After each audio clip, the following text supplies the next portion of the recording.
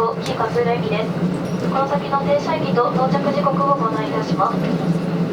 次の桑名駅には8時24分、四日市8時36分、